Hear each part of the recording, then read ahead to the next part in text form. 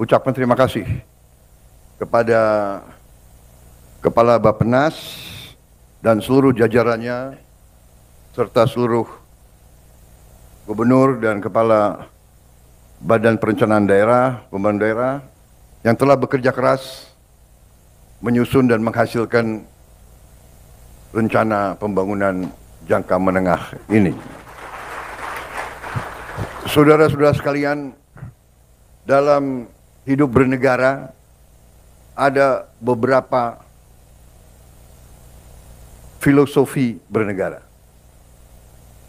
yang bermuara kepada faham ekonomi. Ada faham yang sangat kuat di negara-negara barat tadinya, yaitu yang berpendapat bahwa suatu pembangunan ekonomi tidak perlu direncanakan, bahkan tidak boleh direncanakan. Mereka menganut pemikiran yang disebut neoliberal sekarang, bahwa yang mendorong ekonomi adalah pasar. Pemerintah itu hanya sebagai regulator dan sebagai wasit.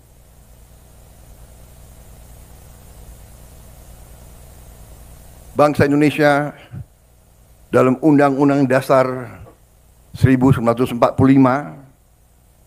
pendiri bangsa Indonesia tidak menghanut faham itu. Pendiri negara ini menghanut faham bahwa perekonomian disusun atas dasar azas kekeluargaan. Pemerintah bukan hanya wasit, pemerintah bertanggung jawab, pemerintah dipilih oleh rakyat, pemerintah harus menjadi pengayom rakyat, pemerintah harus jadi pemimpin, pemerintah harus jadi pelopor, pemerintah harus menjadi pengelola. Pemerintah harus memanage ekonomi. Pemerintah harus menjaga segala kekayaan bangsa Indonesia.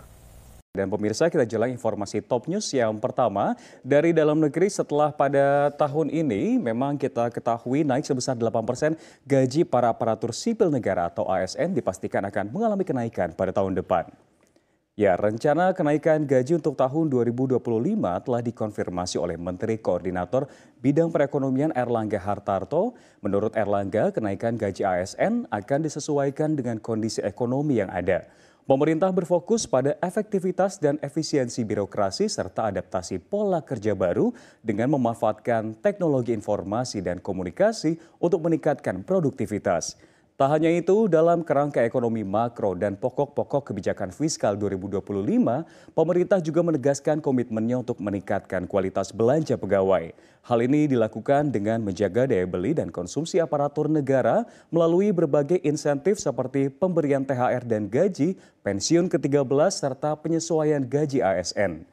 Belanja pegawai pemerintah terus meningkat dari tahun ke tahun mencerminkan komitmen untuk meningkatkan kesejahteraan ASN dan pada tahun anggaran 2024 saja alokasi belanja pegawai mencapai Rp484,4 triliun, meningkat 2,1% dari produk domestik bruto, menjadikannya salah satu komponen belanja pemerintah pusat yang tertinggi.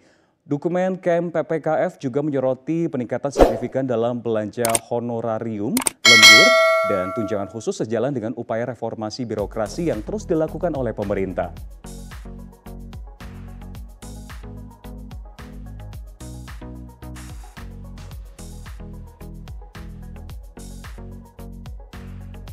Dan kita beralih ke informasi atau top news selanjutnya, di mana memang kita ketahui Otoritas Jasa Keuangan atau OJK telah mengeluarkan aturan baru yang mengatur proses penagihan utang bagi penyelenggara pinjaman online peer-to-peer atau P2P lending.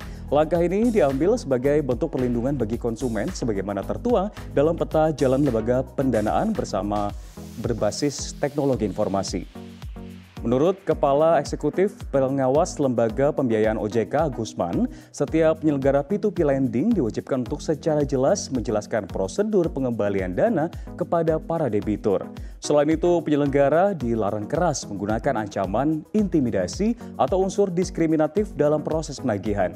OJK juga membatasi bunga pinjol yang akan tentunya disampaikan dibatasi menjadi 0,1% hingga 0,3% per hari, berubah dari penetapan maksimal bunga harian pinjol oleh AFPI sebesar 0,4% per hari.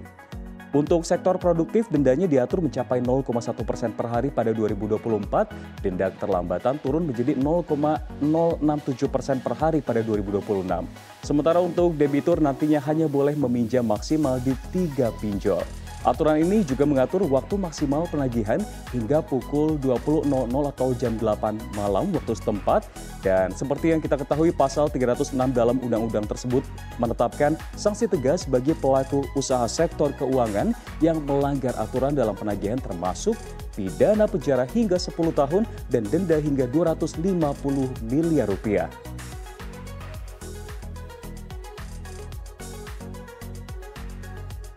Baik pemirsa, kita akan beralih ke informasi top news selanjutnya, fenomena bumi berputar mundur. Tahukah Anda bahwa ada temuan yang menunjukkan bahwa bumi sempat berhenti berputar, bahkan berputar mundur? Ya, temuan ini muncul dalam jurnal Nature Geoscience mengenai fenomena mengejutkan yang terjadi di inti bumi. Ilmuwan dari Universitas Peking, China melaporkan bahwa inti bumi yang terdiri dari lapisan luar cair dan padat mengalami perubahan rotasi yang signifikan dalam skala dekadel. Tim peneliti dipimpin oleh seismolog Yi Yang dan Xia Tong Song menggunakan analisis gelombang seismik untuk mengamati perbedaan dalam bentuk gelombang dan waktu tempuh sejak tahun 1960-an. Temuan mereka menunjukkan bahwa sebelum tahun 2009, rotasi inti bumi sedikit lebih cepat daripada permukaan dan bagian mantel.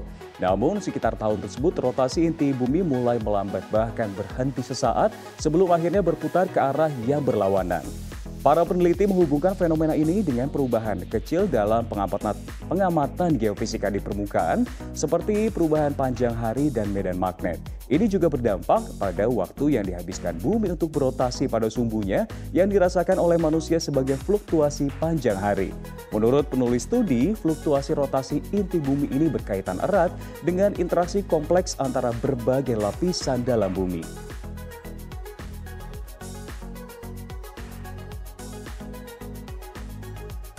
Masih dalam Top News, kita beralih ke informasi selanjutnya.